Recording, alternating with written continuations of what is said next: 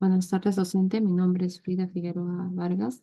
Siguiendo con el curso de Filosofía del Derecho, en esta semana se propuso un análisis de un caso, el cual el tema fue elegido sobre el expresidente de la República del Perú, José Pedro Castillo Terrones, que se ha visto envuelto en casos de corrupción y hoy curso justamente está en prisión preventiva. A continuación voy a compartir pantalla para dar exposición al análisis del caso dado.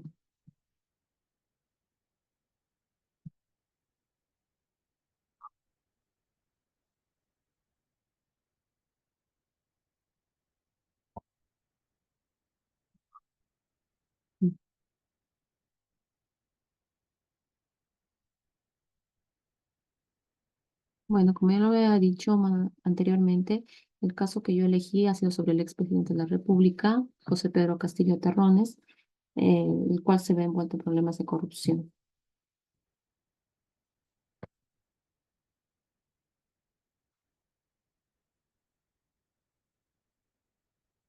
Como una breve reseña de la organización, se puede indicar que José Pedro de Castillo, el expresidente, asumió la presidencia de nuestro país un 28 de julio de 2021 y su mandato se caracterizó por una serie de controversias, incluyendo acusaciones de corrupción y un intento de autogolpe, el cual finalizó su gobierno un 7 de diciembre de 2022.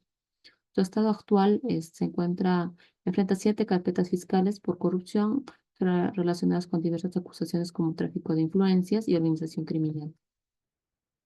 Para hacer un breve resumen del contenido, el objetivo del siguiente informe es analizar los actos de corrupción que involucran al expresidente Pedro Castillo y sus familiares cercanos, considerando el impacto en la ética pública y la gobernabilidad del Perú. Investigaciones principales incluyen casos de tráfico de influencias y organización criminal.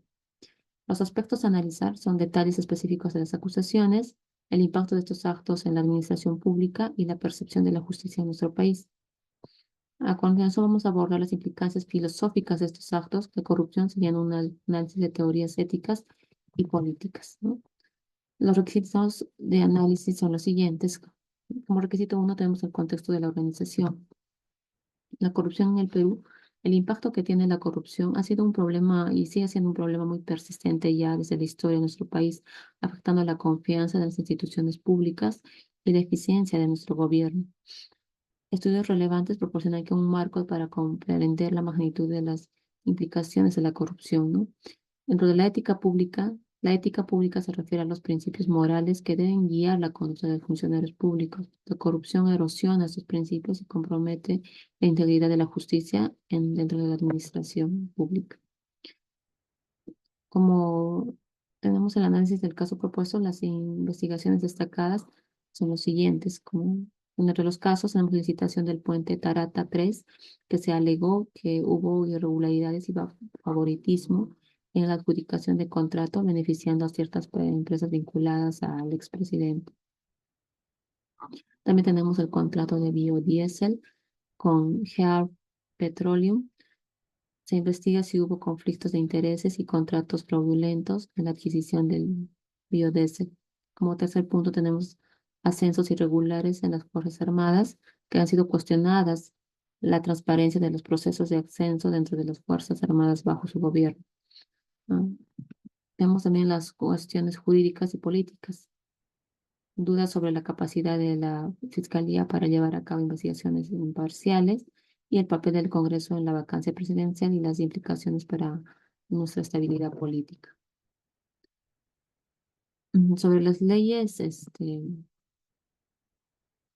injustas y su obediencia en Sócrates, ¿no? Tenemos el contexto de que Sócrates rechazaba la desobediencia a las leyes, ya que creía que la convivencia social despedía el respeto y las normas establecidas, que era un punto de vista de Sócrates. Consideraba que no se debía responder una injusticia con otra injusticia y que desobedecer las leyes llevaba a casos sociales. En la aplicación al caso propuesto, es un sistema jurídico justo. El expresidente Pedro Castillo debería ser procesado como cualquier ciudadano sin inmunidad. Para los actos de corrupción sean tratados sin impunidad, ¿no? Sócrates argumentaba que la desobediencia ante las leyes, incluso si parecieran injustas, conduce a la disolución social y cada ciudadano debe asumir responsabilidades por sus actos.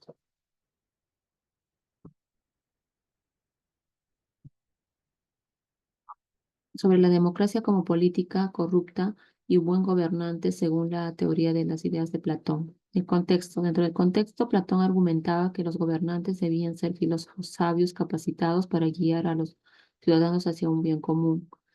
Dentro de la crítica de la democracia actual, la política corrupta del expresidente Castillo demuestra que los gobernantes actuales no siempre son los más preparados intelectualmente, sino los más influyentes o con más dinero. La visión de Platón, en cambio, la de era la de sociedad debería ser gobernada por los mejores hombres, no por aquellos que buscan el poder por intereses personales. Platón diría que el gobierno debe estar en manos de filósofos y sabios, pero actualmente no podemos. El poder es de aquellos con más dinero o con más influencia para llegar al poder. Sobre la justicia y la moral en la ética, Nicómano de Aristóteles. En el contexto, Aristóteles postulaba que la ética y la injusticia se lograban mediante el uso de la razón y la práctica de virtudes que conducen a un bien común. La aplicación en el gobierno de Castillo, se puede decir que el expresidente falló al actuar de manera racional y ética, involucrándose en corrupciones en lugar de buscar un bienestar de la ciudadanía. Visión aristotélica. Para alcanzar la felicidad y la justicia, como manifestaba Aristóteles, era necesario dominar la razón y actuar con consonancia con principios morales. Aristóteles propone que el ser humano debe razonar para alcanzar la justicia y la felicidad. Castillo careció de este razonamiento y, llevado por la ambición, se involucró en actos de corrupción implicando incluso familiares mucho más cercanos. En conclusión, el liderazgo basado en la razón y la moral es crucial para el bienestar de la sociedad. Y sobre el estado de contractualismo social y la corrupción, Hobbes, Luke y Rousseau. Bueno, vamos primero por Hobbes, que sostiene que el ser humano es naturalmente egoísta, buscando beneficios personales. El gobierno de Castillo encarna esta visión, de que su mandato se centró en obtener ventajas para él y su círculo. Luke defendía que el gobierno era un remedio para la injusticia, pero dado en el gobierno de Castillo violó este principio, agravando a la ciudadanía con la corrupción. Rousseau, en cambio, planteaba que los hombres deben actuar según su razón, lo que Castillo no hizo al involucrarse en prácticas corruptas. En conclusión, se puede decir que la corrupción del gobierno se reflejaba en los peligros del egoísmo humano y la falta de principios morales en la política. Sobre el deber moral de Kant. Primero vamos a ver el contexto. Kant defendía el deber moral como actuar de acuerdo con leyes universales que se respeten por sí mismas, sin buscar beneficios personales. Dentro de la aplicación del caso que hemos propuesto, el expresidente no respetó el deber moral, ya que utilizó el poder para corromperse y corromper a otros, violando principios éticos fundamentales. La corrupción contradice las normas morales universales como no robarás, el no corromperás y principios que Castillo violó durante su mandato. En conclusiones, y propuestas de solución. Como conclusiones, hemos propuesto 4 conclusiones y las propuestas son 5. Mm, La primera conclusión a la que hemos llegado, se podría decir, es que la corrupción es un problema grave en nuestras instituciones públicas y afecta negativamente la estabilidad institucional.